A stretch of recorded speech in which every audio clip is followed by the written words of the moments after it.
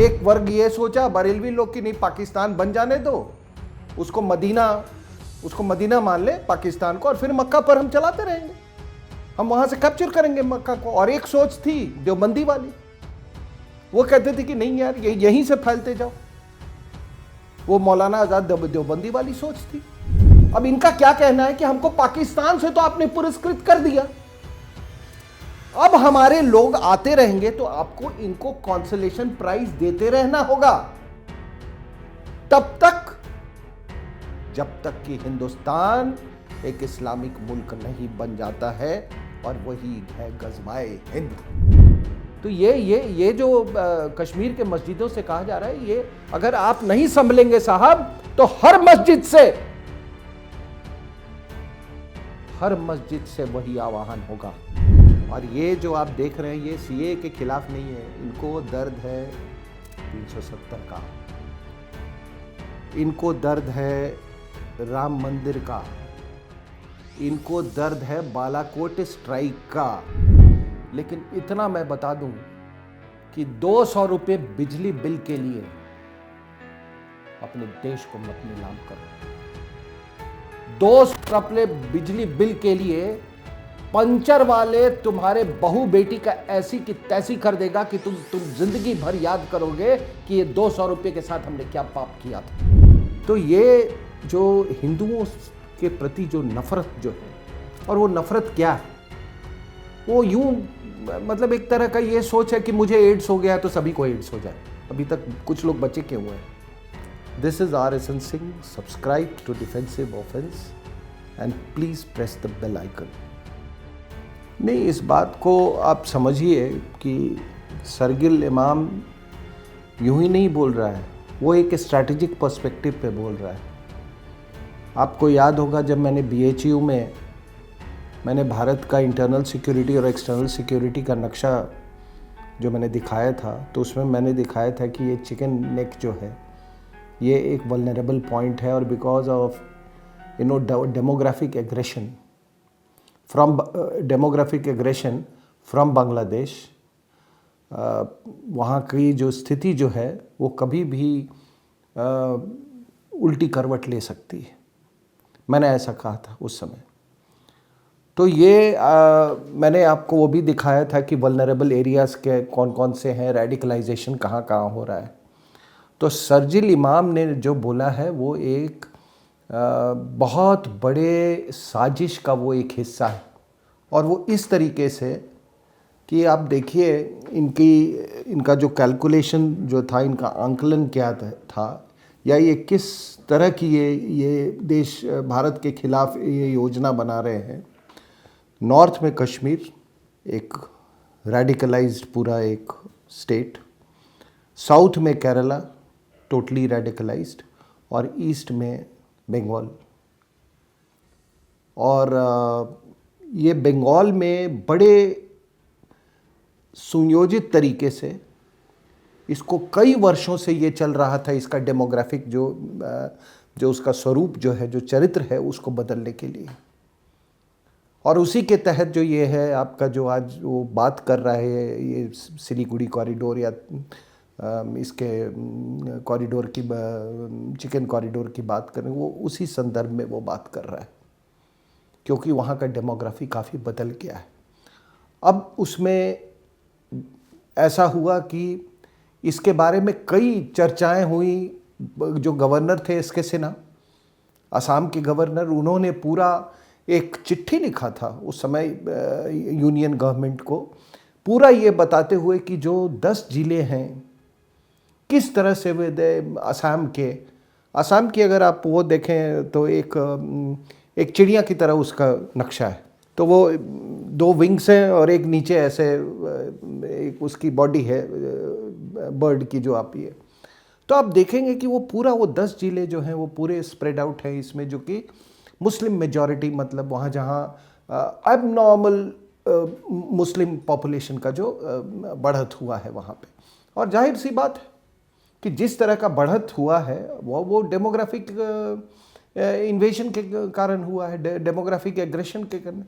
उसके खिलाफ हमारे लोगों ने कार्रवाई की, और आज से नहीं, आज जो ये सीए की बात कर रहे हैं ये लोग, ये कौन सी नई बात है? आपने क्या फॉरेनर्स एक्ट नहीं बनाया था साहब? आपने आईएमडीटी एक्ट भी बनाया, वो मैं उसमें मैं नहीं जाऊंगा कि आईएमडीटी एक्ट वो किस तरह से उनको फैसिलिटेट किया डेमोग्राफिक एग्रेशन को, लेकिन आपने तो बनाया था। ये चिंता 1950 में पार्लियामेंट में व्यक्त की गई थी। तो अभी जब ये सरकार जब कार्रवाई करने शुरू की वहां पे, और जब इन्होंने वो सीएए लागू किया, तो इनकी अब चिंता है कि वहाँ का मतलब जो इनका योजना जो इतने साल से, जिसको अंग्रेजी में कहते हैं एसिड्यूअसली, जो वे दूसरे सरकारों ने उसको जो योजना बनाई थी, वो पूरी योजना इनको फेल होती हुई नजर आई। और इसीलिए हो रहा है। इसीलिए आप देखते हैं ये वेस्ट बंगाल के जो मुखिया हैं वो कितनी बेचैन घूम रही हैं। इसीलिए आप देख रहे हैं ये शाहीन बाग क्या है साहब? ये शाहीन बाग उसी योजना का हिस्सा है कि औरतों और बच्चों को बिठाओ, यहाँ के जो यूनियन गवर्नमेंट है उसको कंपेल करो कि वो एक्शन लें, और जब आप अगर कंपेल्ड हो जाते हैं और आप कोई कार्रवाई करते हैं, तो वो फिर पूरे दुनिया को इसको इंटरनेशनलाइज करेंगे। वो इंटरनेशनलाइज करेंगे तो ये जो सीएए है वो शायद प्रेशर के ये बंद हो जाएगा। दूसरी बात आपको ये बता दूं, ये केवल ये सिटीजनशिप सीएए का मामला नहीं है। अगर कोई ये कहता है कि वो लोगों को समझाया नहीं जा रही, इनको ये साहब, ये वर्ल्ड व्यू में हमारे और आपका ये हमारे गुरु हैं। ये इनसे पूछो सीरिया में क्या हो रहा है, ये आपको बता देंगे। ईरान में क्या हो रहा है वो बता देंगे। खोमैनी क्या कर रहा है वो बता देंगे। मुझे याद है, मैं जिस गांव का रहने वाला हूं, तो हमारी कुछ जमीन है, हम खेती करते हैं, तो जाहिर सी बात है कि वहां की जो थाना है, लोकल थाना, उससे हमारी ताल्लुकात रहती है। 2 थानेदार, एक के बाद एक शिया था, बहुत पढ़ा लिखा आदमी था वो थानेदार। उसने मेरे को कहा कि सर हम वही मानते हैं जो खोमैनी वहां से बोलता है। दूसरा जो था उसने मेरे को बोला कि हम बिल्कुल देवबंद को मानने वाले हैं।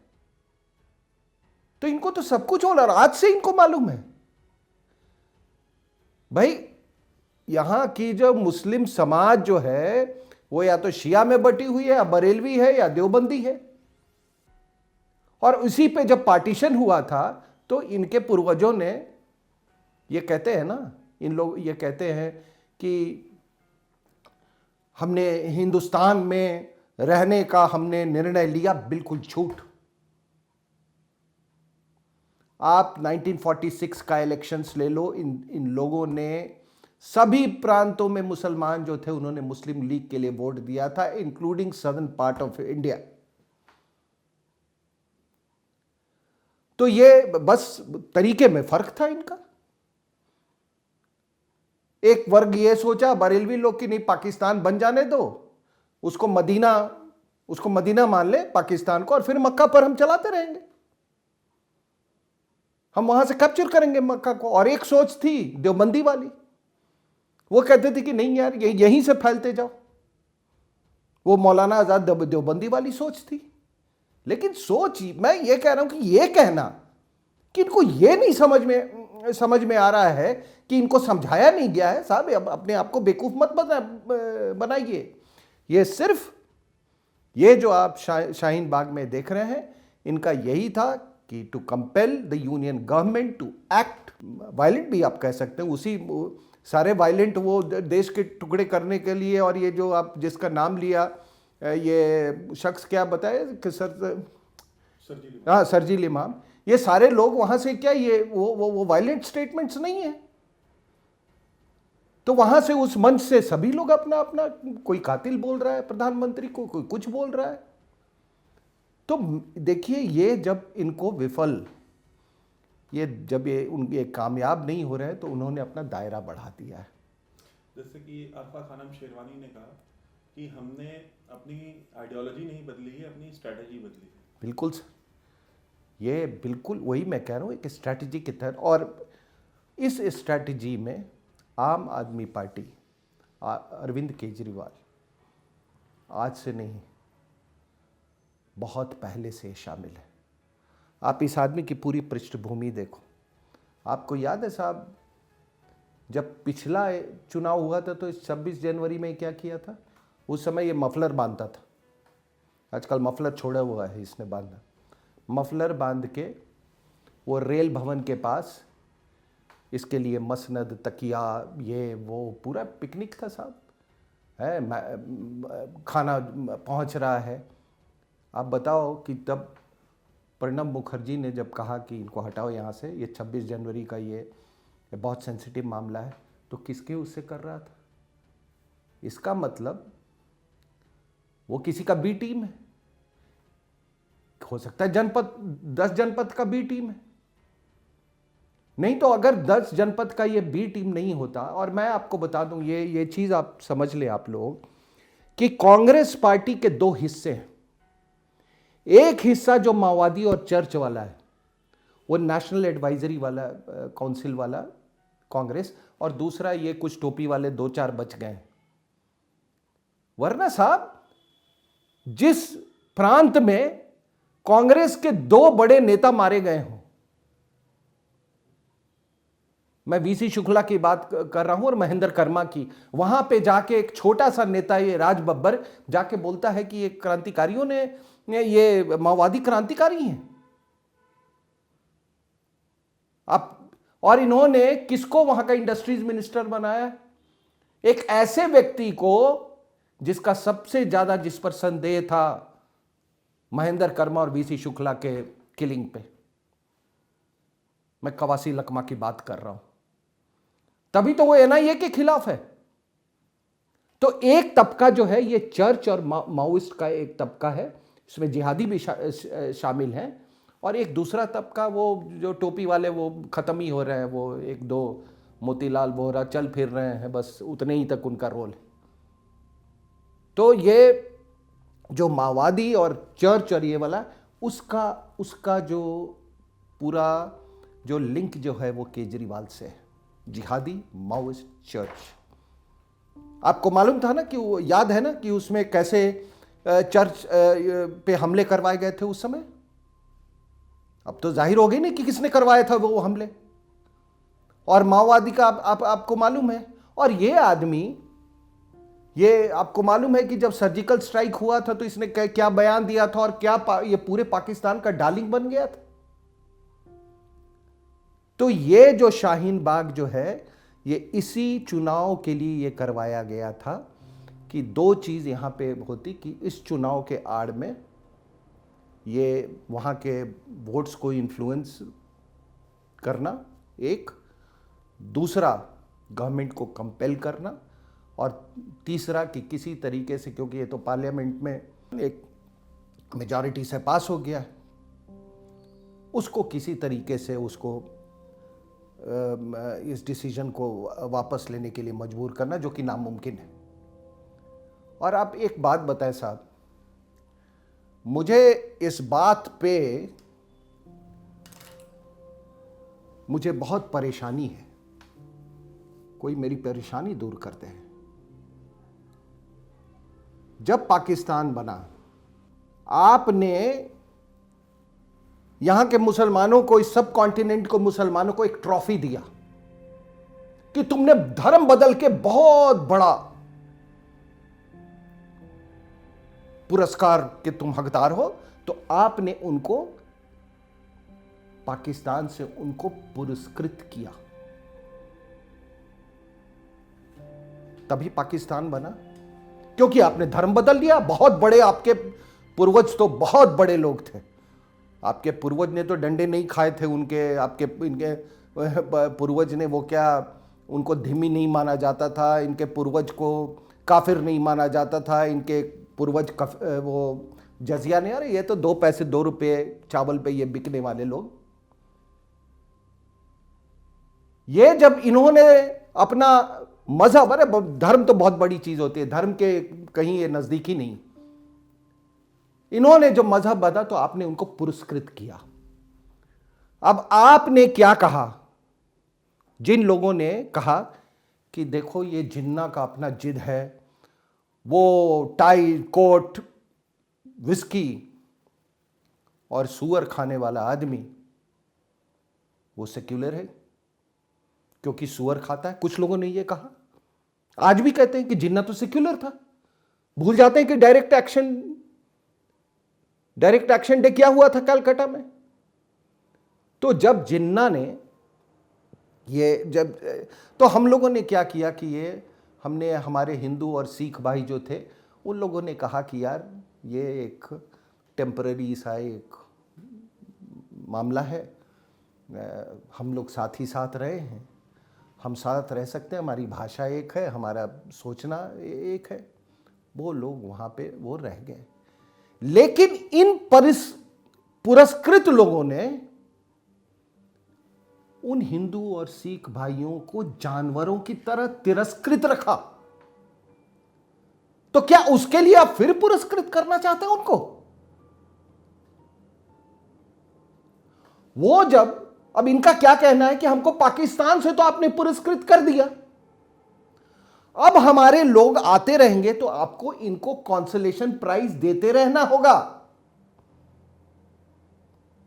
तब तक जब तक कि हिंदुस्तान एक इस्लामिक मुल्क नहीं बन जाता है, और वही है गज़वाए हिंद। तो ये जो आप देख रहे हो, ये शाहीन बाग, याद कर लो वो वाला, उस समय भी क्या माहौल था और इस बार क्या माहौल है। आपको याद है ना, उस समय वो 26 जनवरी के 2 दिन पहले तक वो रेल भवन से क्या आह्वान दे रहा थे मफलर वाला, लाखों लाखों लोग यहां आ जाओ, हम तय करेंगे। आप इसका वो पढ़ना, वो हम तय करेंगे ये यहाँ का गृह मंत्री कहाँ बैठेगा, ऐसे ही है। और आज ये जिहादियों के ये सपोर्ट में है। तो आपने जो देखा, ये मैंने बताया, कश्मीर, केरला, बंगाल, ये 3। इसके पहले क्या हुआ है? इसके पहले कोई सितंबर के महीने की मैं बात बता रहा हूं, सितंबर का महीना, 3 कंटेनर पेशावर से वहाँ से हथियार चले हैं। वो ऐसे हथियार थे जो कि नॉन मिलिट्री बोर के हैं वो, और उनमें कोई मार्किंग नहीं थी। वो हथियार चाइना के थ्रू, चाइना नेपाल बॉर्डर पे एक केरोंग पोस्ट है, वहाँ पर वो आया है। वहाँ पर जो इनका जो आदमी था नेपाल का कस्टम्स का, उन्होंने उस पर ऑब्जेक्ट किया, तो उन लोगों ने वो बात करवा दी इनसे, काठमांडू में ऊंचे ओहदेदारों से। वो फिर हिंदुस्तान में घुसा है, 22 अक्टूबर को वो क्रॉस किया है केरोंग बॉर्डर से। और वहाँ से फिर एक आपका बिहार का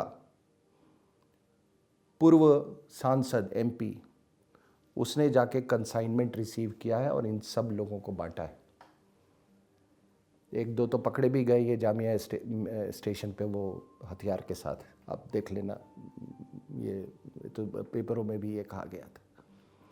तो ये पूरी साजिश है साहब, ये पूरी साजिश है, और ये शामिल है। और देखो, मैं मेरा राजनीति से कुछ लेना देना नहीं है, और ना मुझे चिंता है कि कौन मुझे अच्छा कहेगा, ना कौन मुझे वो बुरा कहेगा। लेकिन इतना मैं बता दूं कि 200 रुपये बिजली बिल के लिए अपने देश को मत नीलाम करो। 200 रुपये बिजली बिल के लिए पंचर वाले तुम्हारे बहू बेटी का ऐसी की तैसी कर देगा कि तुम जिंदगी भर याद करोगे कि ये 200 रुपये के साथ हमने क्या पाप किया था।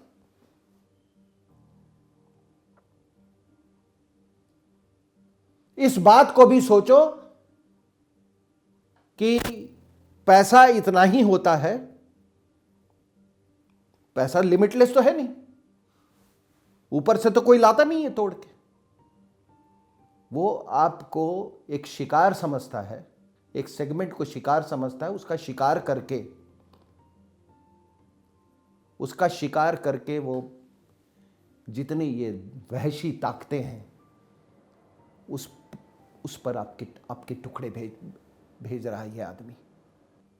तो ये मैंने आपको मैंने इनकी पूरी योजना आपको बता दी साहब। ये कह रहे हैं कि इनको मालूम नहीं है। एक सा पैटर्न यहाँ से लखनऊ से लेके आजमगढ़ की बात कर रहे हो, कहीं ह्यूमन चेन बन रहा है। और ये जो टुकड़े टुकड़े गैंग जो था, क्या केजरीवाल इसके सपोर्ट में था या नहीं था? ये सब सिग्नलिंग था, ये सब सिग्नलिंग था। और ये जो आप देख रहे हैं ये सीए के खिलाफ नहीं है, इनको दर्द है 370 का, इनको दर्द है राम मंदिर का, इनको दर्द है बालाकोट स्ट्राइक का। मुझे कुछ लोगों ने कहा जब चुनाव हो रहे थे, पिछला चुनाव, अब इलाके का नाम नहीं लूँगा, कुछ लोगों ने कहा कि कुछ लोगों को इतनी तकलीफ़ थी, कुछ जिहादियों को हिंदुस्तान में जो पाकिस्तान परस्त हैं, उन्होंने कहा आपने तो सोए हुए में जाके मार दिया। मतलब ये पूरे इस्लाम के इतिहास में अगर आप देखोगे कि कोई रूल्स था वॉरफेयर का, कभी रूल्स रहा है? ये लोग कह रहे कि आपने सोए हुए, तो इनको बालाकोट का, इनको 370 का, इनको राम मंदिर का, ट्रिपल तलाक का, ये कंबाइंड दर्द है। और उसी को बड़े सोफिस्टिकेटेड तरीके से ये जो आपका केजरीवाल है उसको टैप करने की कोशिश कर रहा है। दिल्ली पे इसने, आप देखोगे कौन कौन से स्टेट्स पे गया, या तो एनसीआर में था, ये border states, Punjab, Rajasthan. Thank God कि पंजाब ये आदमी कैप्चर नहीं कर पाया। हमारे लोगों ने बड़ी पॉलिटिकल विजडम दिखाई। कुछ जो दो पार्टियां जो कि नॉर्मली एक दूसरे के एंटेगनिस्टिक रहती हैं, उन दोनों ने कैप्टन अमरिंदर सिंह के कारण वो मिलकर, मतलब लास्ट में वो वोट्स ट्रांसफ़र हुए थे। नहीं, ये तो इसकी पूरी योजना बिल्कुल इसकी पुख्ता योजना थी। अब ये दूसरी योजना है। तो ये बात लोग समझें इस बात को। मैंने एक आर्टिकल लिखा है और आप गूगल करके उसको देख सकते हैं, केजरीवाल इंडियाज़ बिगेस्ट स्कैम। और उस पे मैंने बिल्कुल ये प्रूव कर दिया है कि सीआईए और सीआईए और मैगासेसी अवार्ड का आपस में रिश्ता क्या है। आप पढ़ लीजिए, उसमें यूएस वो डलेस के साइन किया हुआ एक लेटर है 1956 का, और भी सारे डॉक्यूमेंट्स हैं। मैं तो चाहता हूँ कि मुझे कोई कोर्ट ले जाए, उसमें वो ले जाए, फिर हमको भी थोड़ा मज़ा आएगा। तो वो आर्टिकल पढ़ लें आप। तो सर चलो, इसका मतलब है केजरीवाल और सीआईए का डायरेक्ट नहीं, ये देखिए होता क्या है इन लोगों का कि ये लोग vectors, they are used as vectors. जितनी भी इंट एजेंसीज होती है ना, वो सबको वेक्टर्स, किसी को भी वेक्टर, वो जिहादी ग्रुप है उसको भी वेक्टर करेंगे। अल्ट्रा लेफ्टिस्ट जो हैं, जो मैंने बोला आपको, ये नेशनल एडवाइजरी काउंसिल, वो भी वेक्टर थे। And you will be surprised कि आजकल अल्ट्रा लेफ्टिस्ट को ज़्यादा लेवरेज ये वेस्टर्न पावर्स कर रहे हैं। इनका एक वो क्या रिम करके है, revolutionary movement, Chicago based organisation है, अम्ब्रेला ऑर्गेनाइजेशन है, और उसके नीचे ये तमाम, मतलब ये अल्ट्रा लेफ्टिस्ट ऑर्गेनाइजेशन, क्योंकि चर्च का भी इसमें बहुत बड़ा हिस्सा है। तो आपने एक बात देखा होगा कि इस सीएए बिल में ये भी प्रोविज़न है कि भाई जो प्रताड़ित क्रिश्चियन है उसको भी हम शरण देंगे, है ना, उनको भी हम सिटीजनशिप देंगे। फिर ये चर्च इतना खिलाफ क्यों है आपका? आपने कभी सोचा ही है? क्योंकि वही नेक्सस, क्योंकि अगर हिंदू मजबूत होगा तो कन्वर्जन ये नहीं कर सकते। मुसलमान मुसलमान को तो ये कभी सोच भी नहीं सकते कन्वर्जन का, वो तो काट दिए जाएंगे। ये आपने कभी सुना है कि मुस्लिम्स को कभी कन्वर्ट करने की कोशिश की है? पाकिस्तान में तो इन्होंने मतलब इनकी एक नहीं चलती, हिंदुस्तान में भी नहीं चलती, ये तो काट दिए जाएंगे। तो इसलिए आप देखोगे कि ये आप इनको टारगेट मिलता है साहब, वो पूरे पैसे आते हैं और उनको बताया जाता है। और आपने देखा होगा, हम तो रोज़ देख रहे हैं इनको, इसलिए आपने देखा होगा कि उनके फ़ायदे के लिए किया गया, फिर भी चर्चा आपके खिलाफ है ना। अजीब सी बात। तो आपने जो सवाल पूछा उस पर मैं कह रहा हूँ कि होता क्या है कि एक ज़माना था जब हम आज़ादी के बाद बहुत गरीबी से गुज़र रहे थे, तो थोड़े से लोग अंग्रेजी बोलने वाले थे। अब अंग्रेजी में कोई किताब लिख दे, कोई एक्टिविस्ट बन जाए और उसको कोई अवार्ड मिल जाए तो वो बहुत बड़ा हीरो बन जाता था। अब आप मुझसे कहेंगे कि उनको भी मिला था, उसको भी मिला था, वो उस सवाल का मैं जवाब नहीं देना चाहता हूँ। और किसको मिला था पहले, और वो कोई वो क्या कहते हैं, वो अवतार नहीं पैदा हुए थे वो लोग, आपको मालूम है कि मैं किसकी बात कर रहा हूँ। लेकिन ये अवार्ड्स देके इनको एक स्टेचर इनका बढ़ा दिया जाता है, और जब वो स्टेचर इनका हमारे समाज में बढ़ जाता है तो उनको ये बन जाते हैं की कम्युनिकेटर्स। अब किताब तो लिखी उसने फिक्शन, अरुंधति रॉय ने, वो लिखने के बाद वो बन गई एक्टिविस्ट। केजरीवाल को किसी और चीज के लिए मिला था, सोशल वर्क के लिए लिखा था, ये बन गया एक्टिविस्ट। और ऐसा एक्टिविस्ट बना साहब, थोड़ा पता लगाइएगा कि क्या मैडम सोनिया गांधी ने मनमोहन सिंह को ये लिखा था ये कि नहीं कि इस आदमी को दिल्ली से नहीं, बाहर नहीं पोस्ट करना चाहिए, जो भी है उसमें था, जब इनकम टैक्स को गंदा कर रहा था ये आदमी, आप पता लगा लीजिए। तो ये लोग की कम्युनिकेटर्स बन जाते हैं, वो अमर्त्य सेन, ये नोबेल प्राइज, ये वो। लेकिन मैं आपको बता दूं कि लोगों ने इस हकीकत को पहचान लिया है और जान लिया है। अब कोई नहीं इंप्रेस होता साहब, क्योंकि पहली बात कि अब अंग्रेजी बोलने वालों की संख्या बहुत बढ़ गई है, ठीक है ना।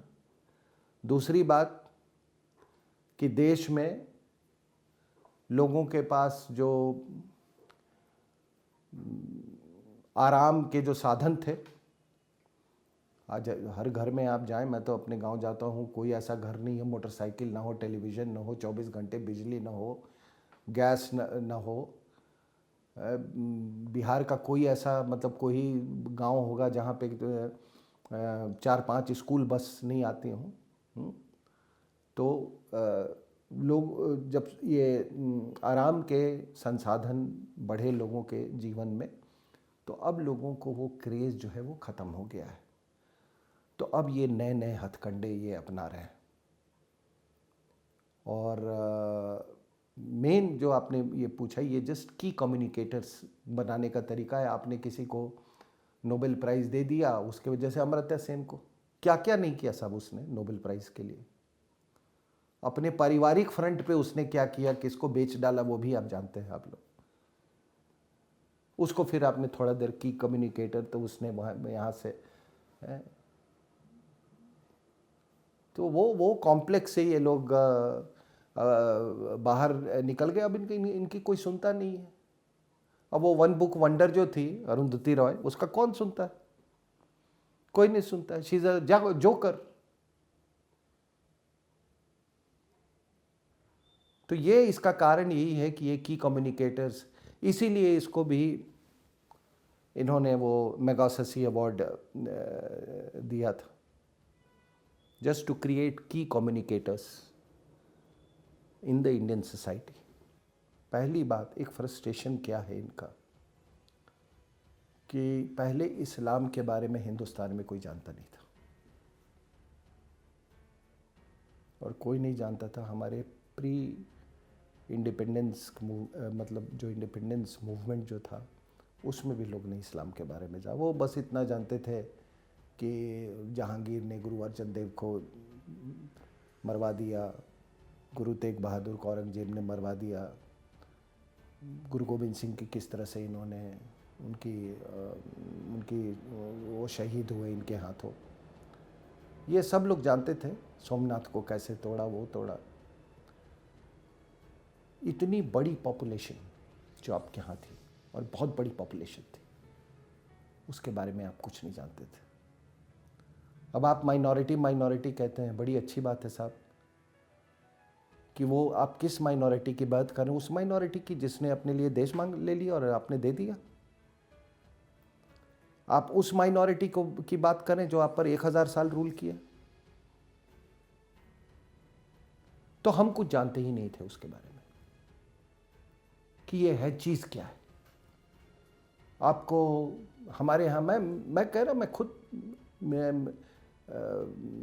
मुझे लोग कहते थे बचपन में, हम लोग थोड़ा इंडियन क्लासिकल म्यूज़िक को पसंद करते हैं, तो हमारे पिताजी कहा करते थे कि देखो ये इंडियन क्लासिकल म्यूजिशियन, ये कितने मुसलमान भाई लोग इंडियन क्लासिकल म्यूजिक। मैं भी कहता था हाँ यार, कोई संस्कृति लेके आए हैं वहाँ से। बाद में जब मैं बड़ा हुआ और मैंने जब उसका डीपली अध्ययन किया तो मुझे ये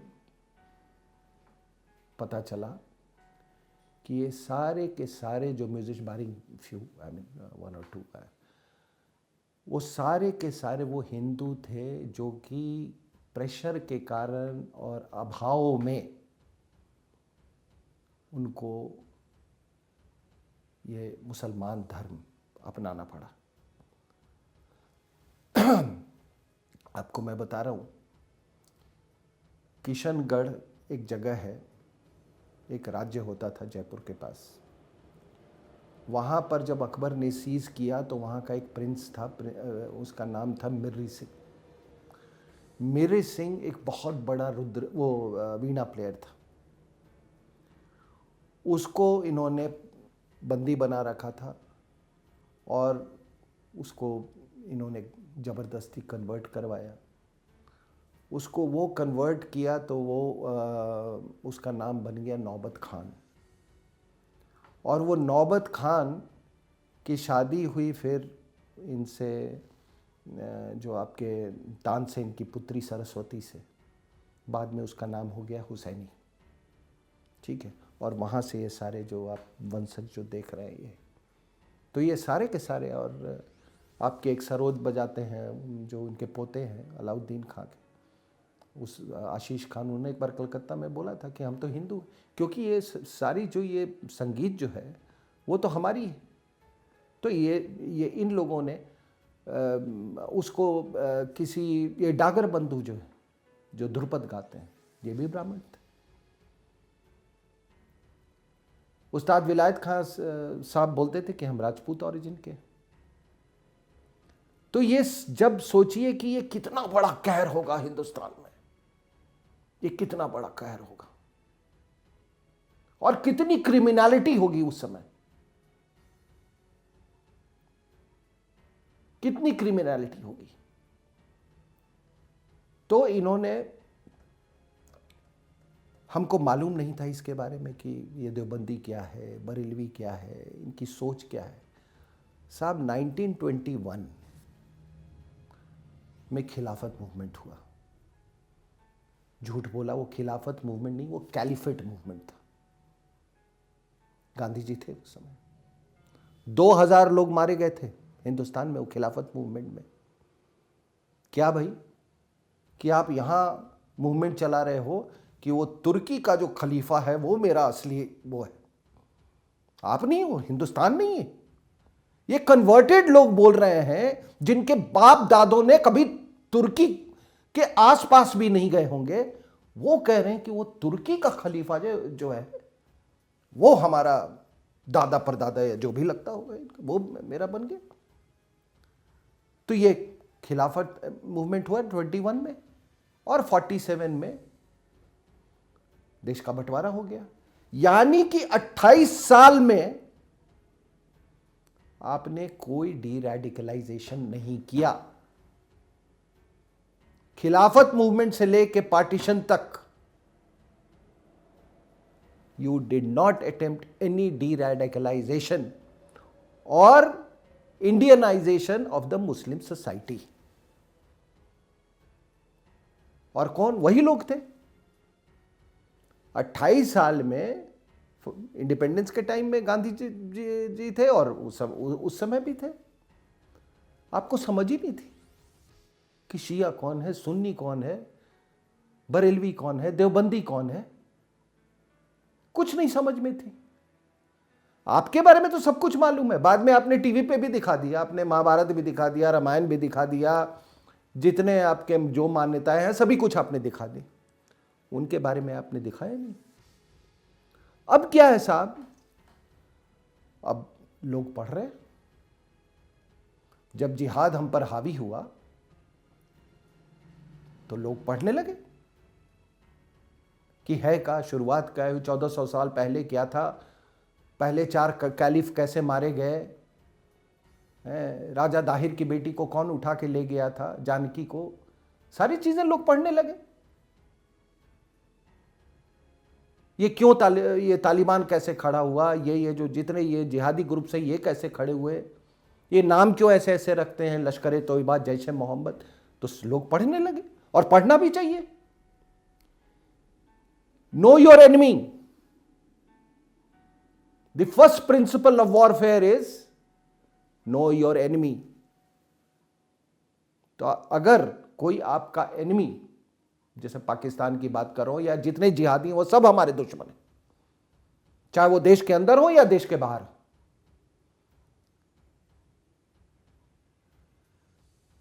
तो ये आप जब यू नो योर एनिमी, तो आपको ये पता तो लगाना होगा कि यार वो हमारे जो ये जिहादी जो पैदा हो रहे हैं क्या सुनते हैं, क्या पढ़ते हैं, कौन सा कुतबा इनको सिखाया जाता है, ये कुरान में क्या लिखा है। इसीलिए पिछले 10 साल से मैं कुरान पढ़ रहा हूं। तो अब लोगों को, अब धीरे धीरे धीरे आप भी इस बात से सहमत होंगे कि अब लोगों को ये सारी बातें खुल के आ रही हैं कि 1400 साल में साहब 10 साल भी शांति नहीं रही है। केवल मार काट, मार काट, मार काट। वो फर्स्ट वर्ल्ड वॉर हुआ। अब एक किस्मत देखिए साहब, अब इतिहास कुछ लोग नहीं वो करते हैं। फर्स्ट वर्ल्ड वॉर हुआ, कैलिफेट को तोड़ दिया गया। तोड़ने वाला कौन था? हिंदुस्तान के सिपाही थे। 7.5 लाख लोगों ने वर्ल्ड वॉर में हिस्सा लिया। उस थिएटर में कैलिफेट को वो किया। उसके बाद जब कैलिफेट टूटा तो जो यूरोपियन कंट्रीज थे उनका जो ईस्टर्न जो थ्रेट जो था वो खत्म हो गया।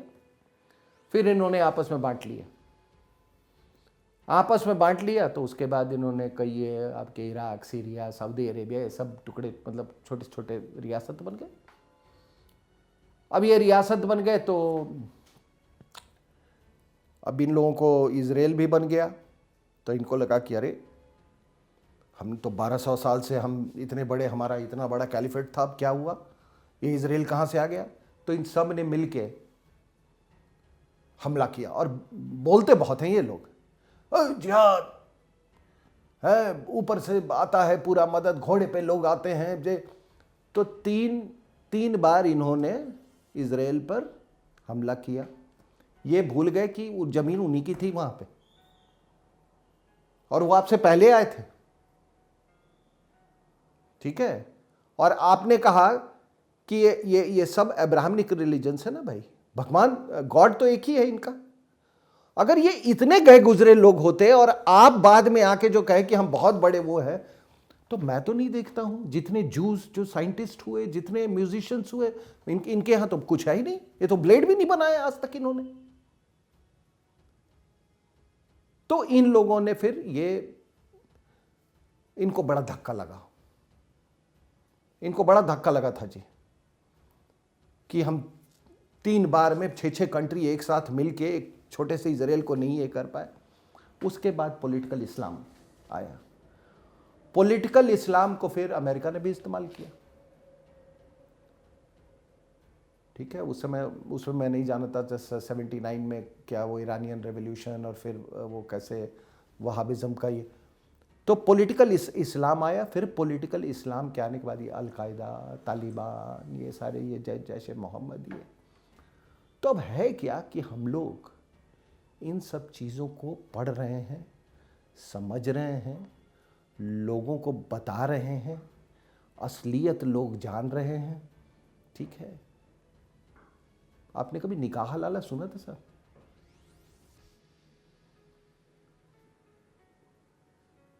आप समझिए, मुझे बड़ी खुशी होती कि अगर यहाँ पे ये शाहीन बाग में निकाह हलाला के खिलाफ भी ये कुछ बोलते। और बाय द वे, ट्रिपल तलाक खत्म नहीं हुआ है, इंस्टेंट ट्रिपल तलाक खत्म हुआ है, निकाह हलाला अभी भी है। और अलीगढ़ मुस्लिम यूनिवर्सिटी में एक प्रोफेसर ने अपने ही स्टूडेंट की वाइफ के साथ निकाह हलाला किया है। नाम पूछिएगा तो मैं बता दूंगा आपको, लेकिन शाम का वक्त है, अभी वो कड़वाहट नहीं लाना चाहता हूं। इतना बताओ, केमिस्ट्री का प्रोफेसर था। ये निकाह हलाला। और आज आप ह्यूमन राइट्स की बात कर रहे हो। मैं वही कहा, जो तिरस्कृत लोग हैं, जिनको आपने पुरस्कृत किया, जो कि तिरस्कार कर रहे हैं, जो कि तिरस्कृत लोग हैं, वो क्या है साहब? उनका जानवरों से भी खराब बर्ताव है। उनके संविधान में लिखा हुआ है कि ये इक्वल सिटीजन्स नहीं, तो उनको आप जानवर समझते हैं, उनको जानवर समझते हैं, लेकिन उनकी औरतों को आप कहते हैं कि मेरे पास आ जाओ, हमारे रखैल या सेक्स स्लेव बन जाओ। फिर आप आदमी से अपना धर्म, जाहिर सी बात है, आप बदल लो, अपना मजहब बदल लो, फिर आप आदमी के कैटेगरी में आ जाओ। आप आ जाएंगे। कश्मीर वैली में मस्जिदों से तो यही तो कहा जा रहा था। तो ये जो कश्मीर के मस्जिदों से कहा जा रहा है, ये अगर आप नहीं संभलेंगे साहब, तो हर मस्जिद से वही आवाहन होगा। कश्मीर तो वो विद्वानों की जगह थी। उस जमाने में, आज से 2000 साल पहले वहां पर वर्ल्ड बुद्धिस्ट काउंसिल हुआ था। आपने शंकराचार्य का दीक्षा था। आपने मर्तंड का मंदिर देखा है? आज भी आप वहाँ जाएं, क्या था मर्तंड का मंदिर साहब? सूर्य भगवान का वो मंदिर था। आपको सूर्य से क्या दुश्मनी है? आपको सूर्य से, आपने उसको एक साल लगा, इन्होंने वो बुत शिकन जो था, जो सिकंदर बुत शिकन, उसने तोड़ा था। और आज आप वहाँ पे गाने शूट कर रहे हो, तेरे बिना जिंदगी से कोई शिकवा तो नहीं। वो पूरा गाना जो है आप देखिएगा, उसी मंदिर के बैकग्राउंड में है, टूटे हुए मंदिर के बैकग्राउंड में। तो मेरा कहने का तात्पर्य है कि अगर ये नहीं आप संभलेंगे, और तो पूरे हिंदुस्तान में जो आवाज़ें कश्मीर घाटी से गूंज रही थी, वही आवाज़ें गूंजेंगी।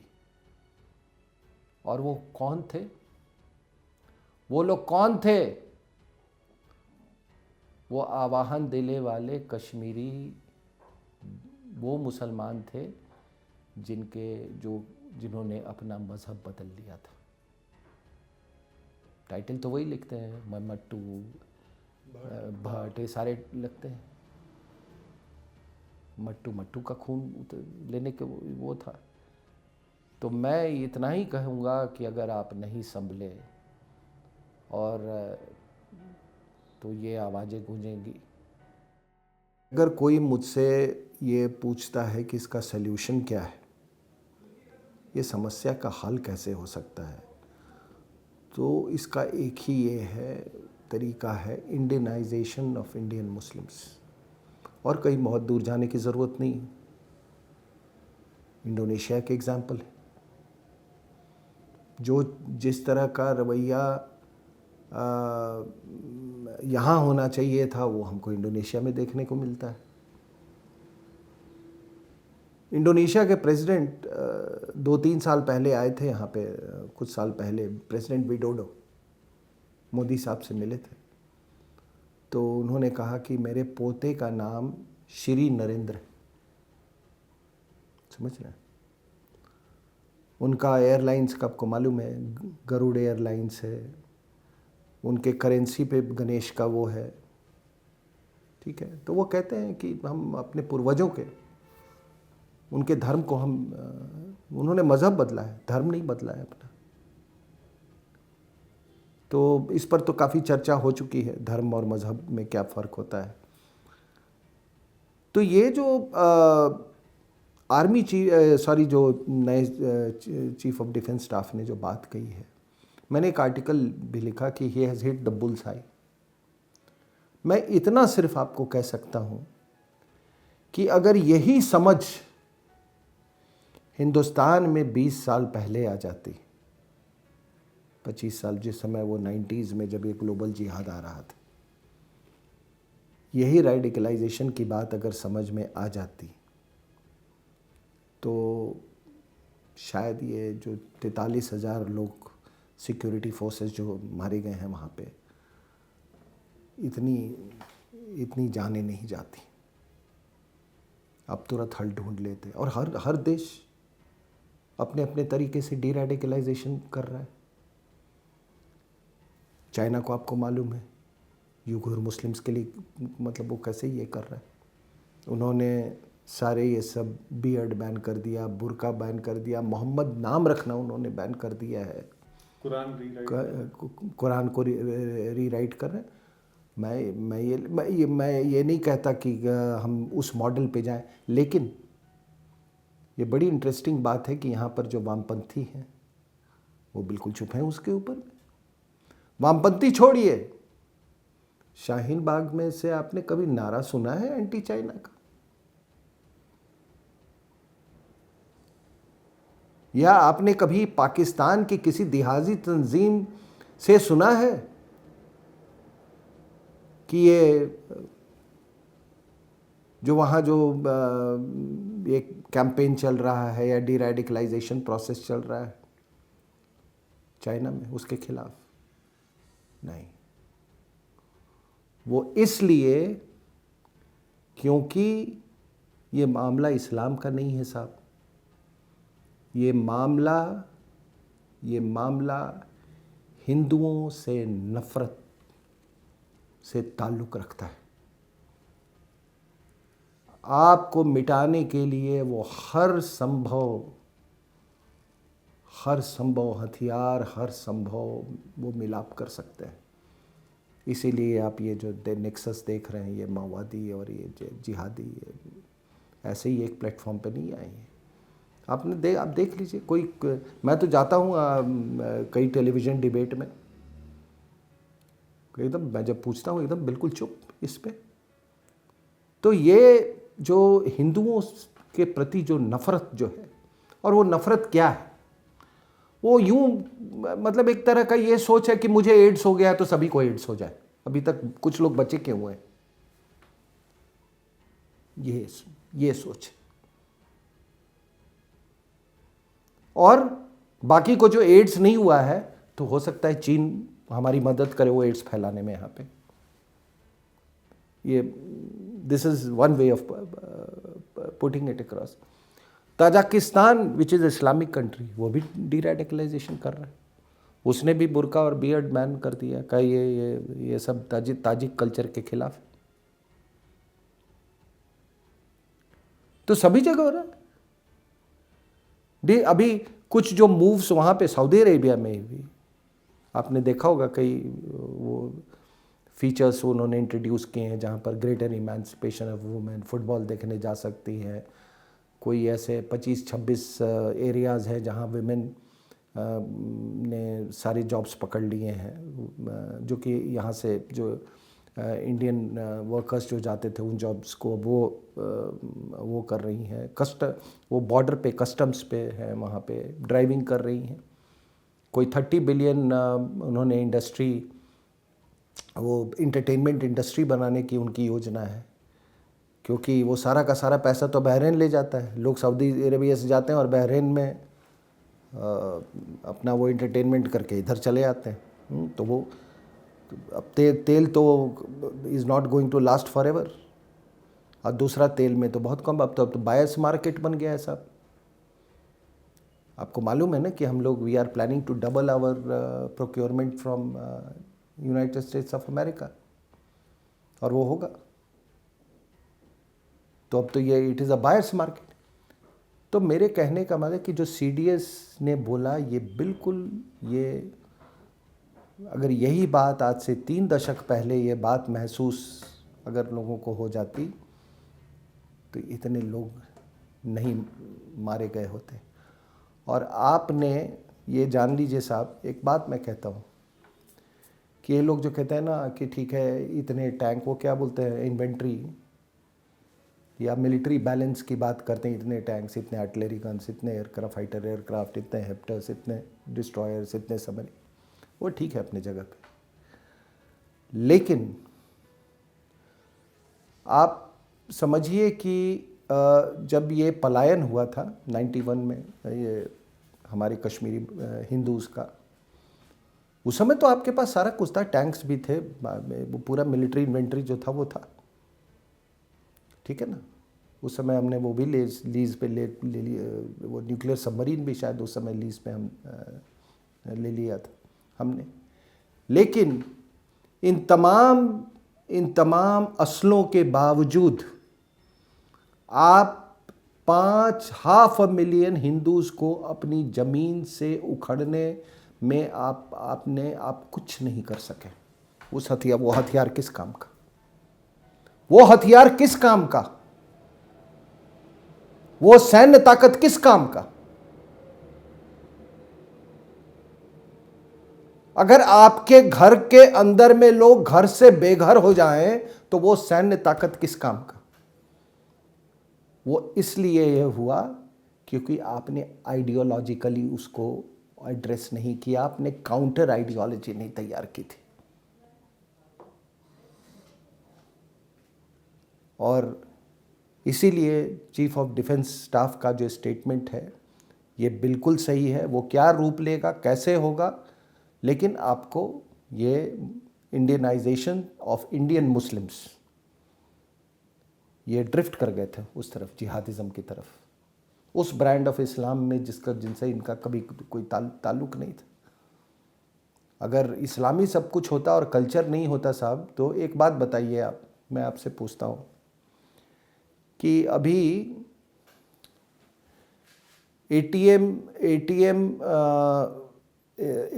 कौन Islam, ATM Islam, no, there is a gentleman called ATM Nazrul Islam, ये नहीं, नाम थोड़ा मैं भूल रहा हूँ, अशरुल इस्लाम और समथिंग,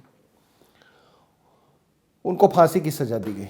ये लोग जमायत इस्लामी के लोग थे, 6 को फांसी की सज़ा मिली है। ये जो था ये बदर ब्रिगेड जो था 71 में, जो जमायत इस्लामी ने बनाई थी, उसका ये मुखिया था। हज़ारों लोगों को इसने मारा था, उसको लटका दिया, अभी की बात। तो सर, बंगाली कल्चर इस्लाम पे हावी हुआ ना। बंगाली कल्चर आज ईरान में आप देखिए, ईरान में क्या हो रहा है। अब आप वो पूरे अपने प्री इस्लामिक पास्ट को याद कर रहे हैं, और वो जब कहते हैं कि हम बहुत बड़े सिविलाइजेशन हैं, हम अरब से अलग लोग हैं, हम लोग सुपीरियर लोग हैं, तो वो इस्लामिक पीरियड का थोड़ी बात कर रहे हैं, वो प्री इस्लामिक पीरियड का बात कर रहे हैं, अपने ज़ोरास्ट्रियन पास्ट का। आज वहाँ पे तमाम जो शॉप्स हैं, पहले लोग डरते थे, अब तो पूरे खुल के वो अपना वो ज़ोरास्ट्रियन नेम्स वो सब लिख रहे हैं। और मैं आपको कह रहा हूँ कि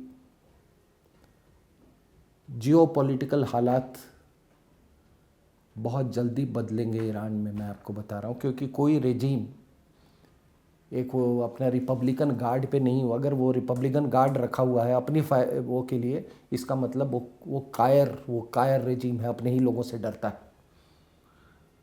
और जिस दिन ये कोलैप्स करेगा, आप देखना, Iran will be the first country to leave Islam. This my prediction, क्योंकि मैं बहुत क्लोजली ये कर रहा हूँ। तो पूरी दुनिया, अमेरिकन्स ने देखो कितना पढ़ा, अमेरिकन्स ने पूरा पॉलिटिकल इस्लाम को कम्युनिज्म के खिलाफ पिट कर दिया और सोवियत यूनियन को ब्रेक कर दिया उन्होंने। और आपके यहाँ जो इतनी बड़ी, आपको यहाँ केरला से लेकर कश्मीर से लेकर बंगाल तक आप परेशान हैं, आपको कभी ये जरूरत नहीं महसूस हुई इसके बारे में जानने की? पता नहीं हम लोग पढ़ क्या रहे थे, किस चीज के बारे में पढ़ रहे थे? Alexander the great, James, queen Elizabeth, Victorian period, क्या पढ़ रहे थे हम? तो ये जो चीफ ऑफ डिफेंस स्टाफ ने ये कहा है, ये बिल्कुल he has hit the bulls I.